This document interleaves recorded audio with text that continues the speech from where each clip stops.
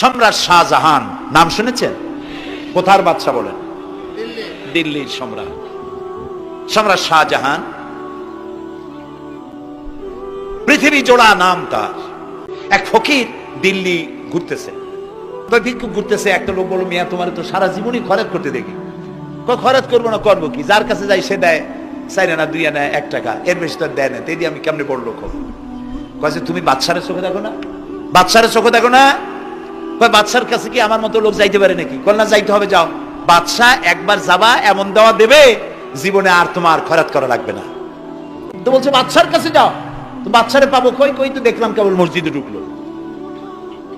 তারপরে ফকির গিয়ে দাঁড়ায় আছে বারান্দায়, দেখে যে উনি বাদশা ভেতরে বসে হাত তুলে আছে ভাবে, আর চোখ দিয়ে পানি পড়ে দাড়ি ভিজে ভিজে পড়তেছে। নামাজ শেষ করে, মোনাজাত শেষ করে বাদশা বেরিয়েছে। কোন বাদশা? শাহজাহান। বাইরে আসার পর ফকির বলল, আসসালামু আলাইকুম বলে ফকির রওনা করছে। বাদশা বলে, দাঁড়াও, তুমি যে রওনা করলা, তোমার তো ভিক্ষুক মনে হয়, আর লোকেরা যারা ভিক্ষুক না তারাও তো আমার কাছে চায়, আর তুমি তো ভিক্ষুক, চাইলে না কেন কিছু? ভিক্ষুক বলে, জাহাপানা,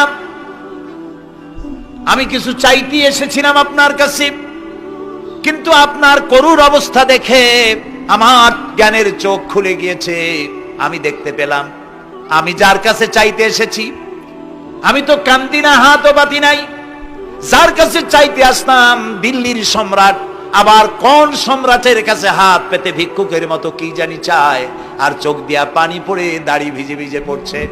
আমার জ্ঞানের চোখ খুলে গেছে, দুনিয়ার বাদশার কাছে আর চাইবো না। বাদশা কান্দে যে বাদশার কাছে, তার কাছেই চাইবো।